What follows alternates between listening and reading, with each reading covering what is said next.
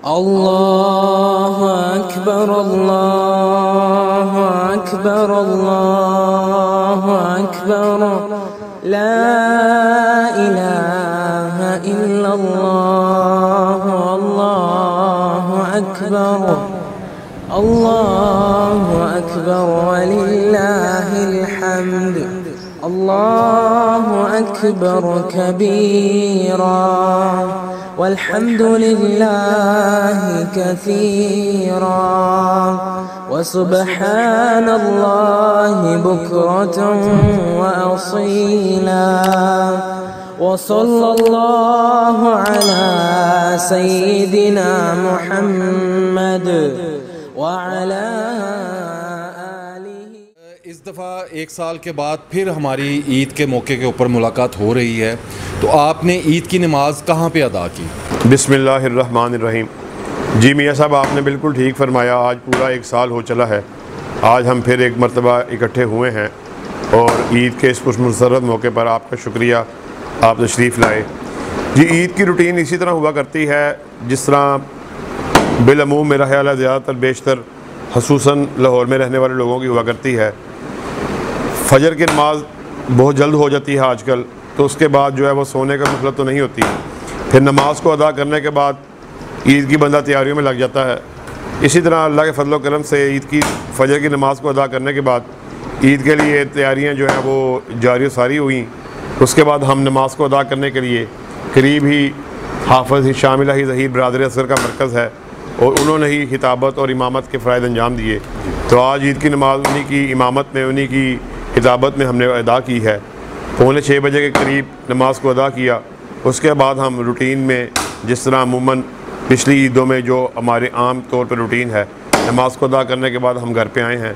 और मेरे भाई जो हैं, जो बिलअमूम हर साल ही गुज़श्ता 15-20 साल से एक दोस्ती के नाते से हर साल ही वो तशरीफ़ ले आते हैं। प्रोफेशनल कसाई नहीं है वो सिर्फ़ एक उनका एक पुराना हमारा एक सिस्टम चलता आ रहा है। रवायती तौर पे वो सिर्फ़ तशरीफ़ ले आते हैं। उनका शुक्रिया। वो हर साल की तरह जो है वो उन्होंने ईद की नमाज़ को हमारे साथ अदा किया है और हमने आते ही अल्लाह के फजल व करम से सुन्नत इब्राहीमी के मुताबिक कुर्बानी को अदा किया। और आप साहब हैसियत है, तो आप कुर्बानी करते वक्त जो है वो जानवरों में कौन कौन सी चीज़ें देखते हैं? आया कि उसकी कीमत देखते हैं आप, या उसकी खूबसूरती देखते हैं, या उसका एक वो वज़न को देखते हैं? किस चीज़ को आपका ज़्यादा आप फोकस करते हैं, किस चीज़ पे? जी बिल्कुल, आपने ठीक फरमाया। तीनों चीज़ें जो है वो काबिल ज़िक्र हैं। हर शख्स अपनी इस्तिताअत के मुताबिक कुर्बानी को खरीदता है। बाद लोग जो हैं वो जानवर की खूबसूरती उनके नज़दीक जो है उसको सब चीज़ों पे फ़ोकियत होती है। बाद लोग जो हैं वो उसके कदो-कामत को और उसके कदो-हाल को। लेकिन ये सब मैं आपके सामने ये बात रखना चाहता हूँ, ये सारी चीज़ें आपके उसके साथ हैं, आपके पैसे के साथ हैं कि अल्लाह रब्बुल इज़्ज़त ने अगर आपके रिज़्क़ में बरकत डाली हुई है, फिर ये चीज़ें जो है उसके साथ साथ ये बढ़ती चली जाती हैं। लेकिन कुर्बानी का असल मकसद जो है वो नमूदो नुमाइश नहीं है, जानवर के कद का बड़ा होना नहीं है। वो बात ठीक है कि इंसान को अपनी हैसियत के मुताबिक अल्लाह ने इस्तात दी हो, बल्कि उससे बढ़ के भी जो लफ्ज़ कुर्बानी है, सेक्रीफाइस है, वो उसका हक़ तभी अदा हो सकता है कि जब आपको पता चले कि आपने वाकई कुर्बानी को अदा किया है। एक बंदा साहिब हैसियत है, उसकी हैसियत इतनी है कि वो 10, 15, 20 लाख की कुर्बानी करता है, और अगर वो 1 लाख 2 लाख की कुर्बानी करता है इतनी साहिब हैसियत होने के बावजूद, तो फिर मेरा नहीं ख्याल वो कुर्बानी के हक़ को सही तौर पर अंजाम दे रहा है। और अगर एक शख्स है, उसकी हैसियत इतनी है कि वो 1 लाख या 1.5 लाख या 50,000 की कुर्बानी करता है, वो फिर हिम्मत करके अपनी हैसियत से बढ़ के पैसे को जोड़ के और जो कुर्बानी के लिए वो पूरी मेहनत करता है, उसको खरीदता है और शौक़ से, तो मेरा ख्याल है उसने कुर्बानी का सही मानों में हक़ अदा किया है। जो आपने बात पूछी है वो बातें बिल्कुल साथ साथ हैं। जानवर की खूबसूरती को भी देखा जाता है, जानवर के कदो-कामत को भी देखा जाता है, और वैसे भी हदीस के मुताबिक भी जानवर को जो है उसकी खूबसूरती बड़ी मायने रखती है।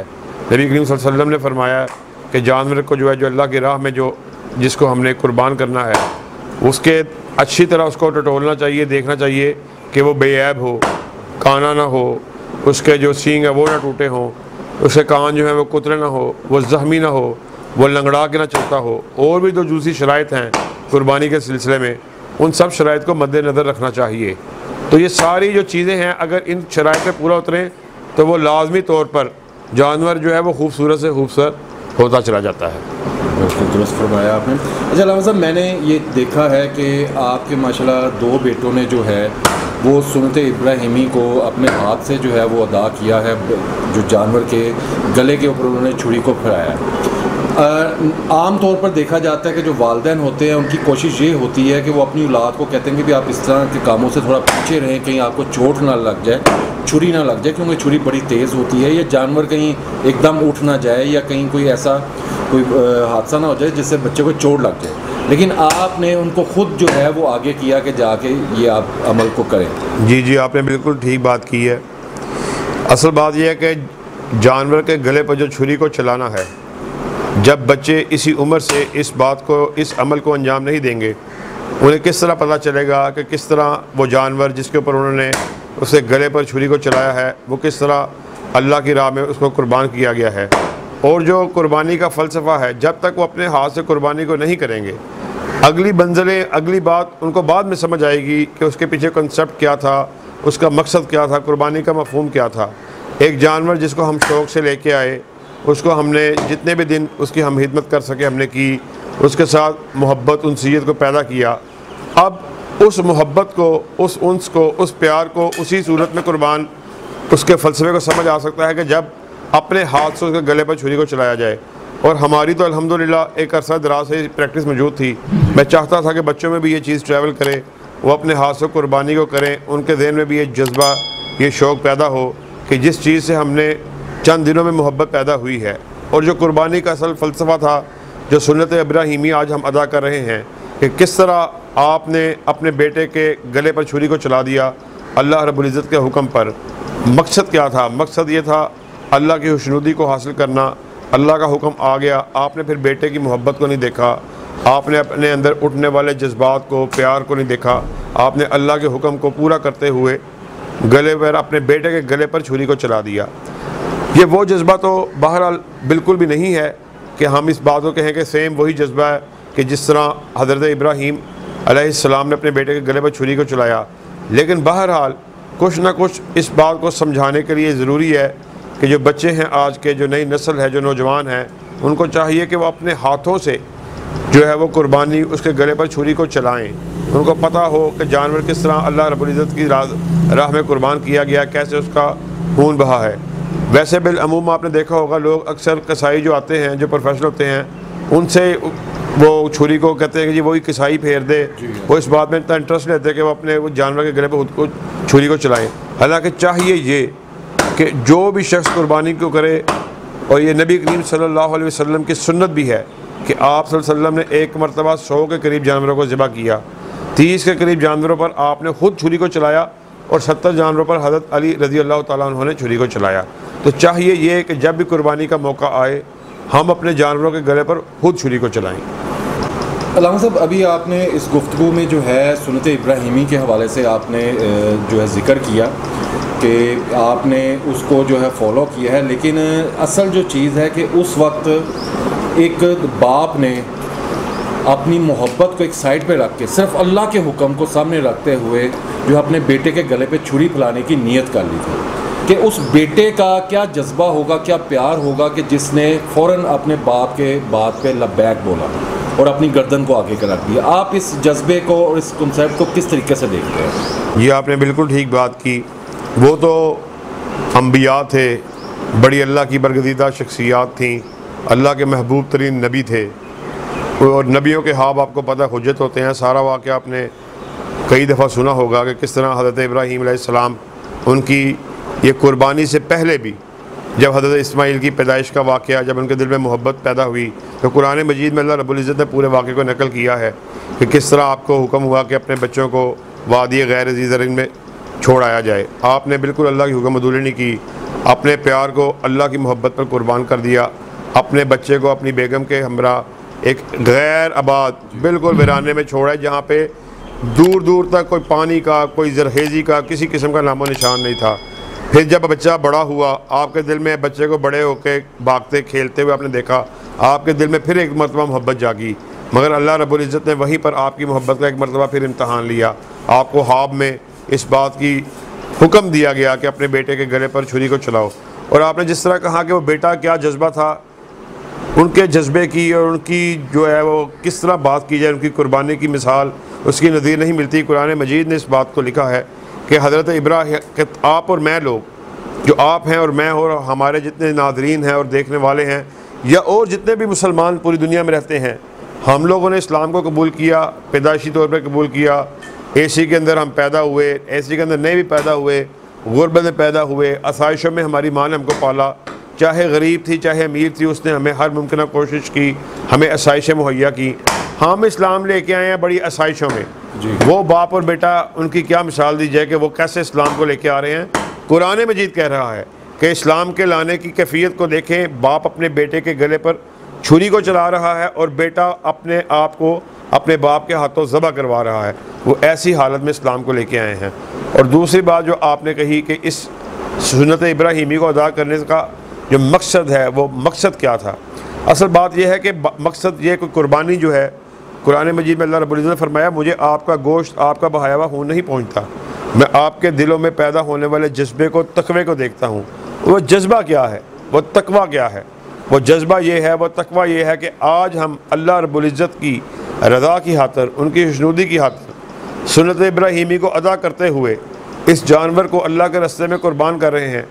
ये इस बात का पैगाम हमने देना है, इस बात के जज्बे को पैदा करना है कि जिस तरह आज हम अपने माल को अल्लाह की राह में लगाते हुए जानवर को खरीदा, उसके गले पर छुरी को चलाया, कल अल्लाह के फजल व करम से इस्लाम की सरबुलंदी के लिए, अल्लाह के अहकामात को इस मुल्क में, इस दुनिया में नाफज करने के लिए हमारे मालों की ज़रूरत पड़ी, हमारे जानों की ज़रूरत पड़ी, हमारी औलादों की ज़रूरत पड़ी, तो हम इन सब चीज़ों को, अपना तन मन धन सब कुछ अल्लाह के रास्ते में कुर्बान कर देंगे।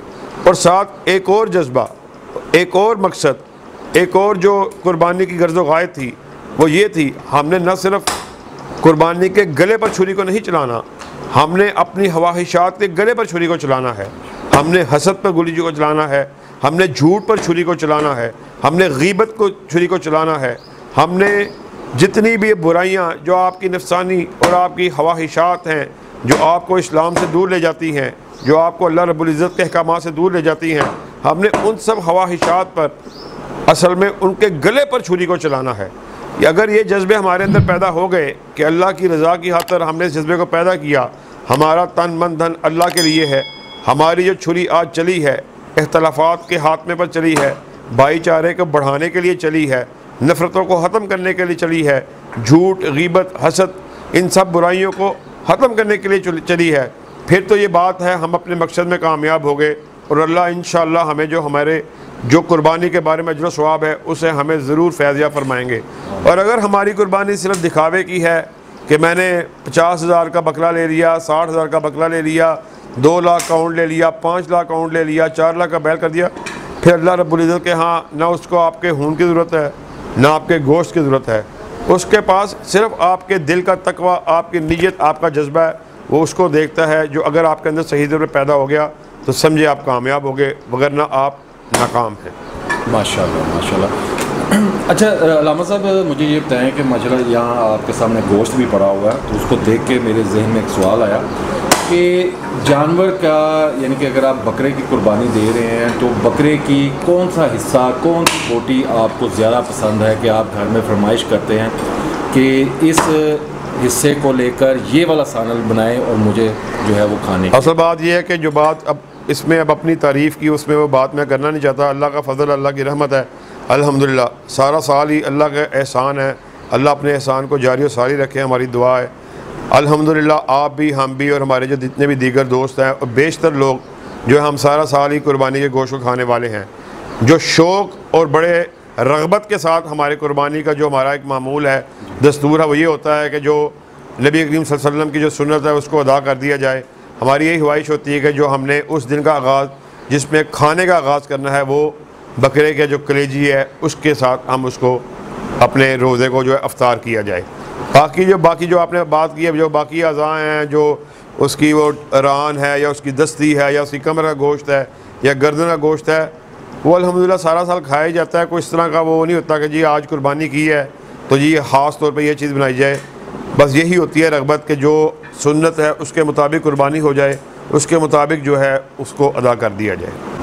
अच्छा अल्लामा साहब, ईद पे कुर्बानी के बाद और जिस तरह आपने कहा कि रोज़ा खोल के उसके बाद जब ये सब गोश्त वगैरह समेट के बांट के जब आप फारिग होते हैं, उसके बाद फिर आपकी क्या आगे जो है रूटीन बनती है? क्या आपके जो ब्रादर अकबर और ब्रादर असगर हैं जो कि आपके घर के पास ही रहते हैं, अल्लामा इब्साम इलाही ज़हीर साहब और हाफ़िज़ शाम इलाही ज़हीर साहब, तो उनकी तरफ चक्कर लगता है या बहनों की तरफ लगता है या फिर आपकी तरफ आते हैं? क्या सिलसिला आगे चलता है फिर पूरा आगे का दिन? जी बिल्कुल ठीक है। आम मामूल की तरह ही अल्लाह के फजल करम से हमारी जो बहन भाइयों की मोहब्बत है वो बड़ी मिसाली है। मैं नहीं जानता, और भी बहुत से ख़ानदान इंशाल्लाह होंगे और अल्लाह करे ज़्यादा ही हों कि बहन भाइयों का मोहब्बत और उनका इत्तफ़ाक़ और उनका हुस्न सलूक आपस में बहुत ज़्यादा हो। हमारा अल्हम्दुलिल्लाह बहुत ज़्यादा आपस में हुस्न सलूक है, बल्कि हम सारे बेचैन रहते हैं कि आपस में कब हमारी मुलाकात हो जाए। ईद में आम लोगों की तरह, दूसरी फैमिलीज़ की तरह हमारा भी वही रूटीन है। ईद का दिन तो आपका कुर्बानी में गुजर जाता है, फिर उससे अगले दिन जो है वो इब्तिसाम भाई की तरफ जाना हो गया, उससे अगले दिन मेरी तरफ सारे बहन भाई इकट्ठे हो जाते हैं या शाम भाई की तरफ हो जाते हैं। फिर मेरी बेशतर बहनें जो हैं उनकी शादियाँ जो है वो लाहौर में हुई हैं, तो हम फिर बेशतर ये जो दिन हैं मसरूफियत में गुजर जाते हैं। फिर काफ़ी अरसा भी जिन बहनों को मिले हुए नहीं होता, फिर ये कोशिश होती है कि इस अरसे में सारे बहन भाई जो हैं वो मिल बैठें और ज़्यादा से ज़्यादा हमारी जो हैं वो मुलाकातें हो आ जाती हैं। नाज़रीन, मेरे साथ इस वक्त अल्लामा मोहसिन इलाही ज़हीर साहब के बेटे हाफ़िज़ सहल इलाही ज़हीर मौजूद हैं। सहल, अल्लामा मोहसिन इलाही ज़हीर जो कि हुकूमत वक्त की कोताहियों में उनकी आंखों में आंखें डालकर उनको ललकारते हैं, तो क्या घर में भी उनका रवैया ऐसा ही है और आप बहन भाइयों के साथ वो किस तरह से पेश आते हैं? नहीं, घर में तो सबके साथ उनका दोस्ताना रवैया ही होता है, बाकी सारी बातें हमारी मान लेते हैं, कोई फरमाइश वगैरह करनी हो तो। अच्छा, तो फरमाइशों का सिलसिला आप लोगों का ज़्यादा रहता है या बस थोड़ा थोड़ा रहता है? ये अक्सर ज़्यादा ही रहता है। अच्छा, तो वो बगैर किसी डांट डबट के वो आपकी फरमाइशें जो हैं वो पूरी कर देते हैं? जी। अच्छा माशाल्लाह सहल, आप हाफ़िज़ कुरान भी हैं और लाहौर की एक बड़ी मस्जिद में आप तरावी भी आप पढ़ाते हैं और एक बड़ा आपके पीछे जो है नमाजियों का एक रश होता है, तो इस तरफ लगाने का आपका अपना शौक़ था या आपको किसी ने कहा या आपका इस बाबा ने आपको कहा कि भी आप ये करें? नहीं, तब तो मेरी काफ़ी उम्र छोटी थी, 8-9 साल। हाँ, तो वालिदैन बाबा ने कहा था हिफ्ज़ में डालते हैं, तो तभी से हिफ्ज़ में डाला। साल बचपन में अक्सर बच्चे जो है शरारत करते हैं और उनके वालिदैन उनको डांटते भी हैं उनकी शरारतों पे, तो आपकी शरारतों पे आपके बाबा ने आपको डांटा या प्यार किया या फिर तोहफे तहफ़ दिए, ये किस तरह उनका जो है रिएक्शन होता था आपकी शरारत पे? शरारतें तो करते ही हैं, लेकिन डांटा वैसे कम ही उन्होंने, ज़्यादा डांटा कभी नहीं है, प्यार से ही समझाया। प्यार से समझाया आपको। और अक्सर वालिदैन जो है वो अपने औलाद को कोई ना कोई नसीहत करते हैं, आपके बाबा ने आपको क्या नसीहत की या किस नसीहत के ऊपर उनका ज़्यादा ज़ोर होता है कि भी बेटा आप ऐसे करो या ऐसे ना करो? नसीहत ज़्यादा यही करते हैं कि नमाज़ें सारी यानी 5 नमाज़ें वक्त पे पढ़ी जाएँ, और ज़्यादा नसीहत नमाज़ों के हवाले से करते हैं। यानी कि डॉक्टर साहब जनाब, माशाल्लाह आपका ज़िक्र होता रहता है, अल्लामा साहब करते रहते हैं और मैं ख़ुद भी आपको देखता रहता हूँ गाहे बगाहे, और आपका प्रोफेशन जो है वो बड़ा मुक़द्दस एक प्रोफेशन है मेडिकल से रिलेटेड, ठीक है ना, लेकिन आप सिर्फ अल्लामा साहब से एक प्यार और दोस्ती के हवाले से आप यहाँ पे आते हैं, सिर्फ ईद जो है वो आप उनके लिए ये गोश्त की ये सारी मेहनत करते हैं। आपने एज़ आ दोस्त और एज़ आ यानी कि इंसान जो है वो अल्लामा साहब को कैसा पाया? अस्सलाम वालेकुम। अल्लामा साहब से हमारा कोई बचपन से ही ताल्लुक़ है और ये ट्रेडिशनली मैं हर साल अल्लामा साहब की मोहब्बत में, उनके प्यार में वो दीन की खिदमत करते हैं। और भी बेशुमार खूबियाँ हैं, लेकिन जो सबसे बड़ी खूबी है कि वो इतनी मोहब्बत से पेश आते हैं हमारे साथ कि हम मतलब हर साल मोहब्बत से इनकी जो कुर्बानी करने के लिए स्पेशली बड़ी दूर से मैं आता हूँ। तो मेरे लिए ये बहुत बड़ा एज़ाज़ है। मैं इसको समझता हूँ कि इस घर की जो उलमा शहीद का घर है, उनके बच्चों के साथ मेरी दोस्ती मेरे लिए बड़ा एज़ाज़ है। बस इससे आगे मैं और कोई मेरे पास अल्फाज नहीं है। अब ये है कि अब ये आपका प्यार जो है ये बोटियों में देखना है कि कोई बोटी ख़राब ना हो।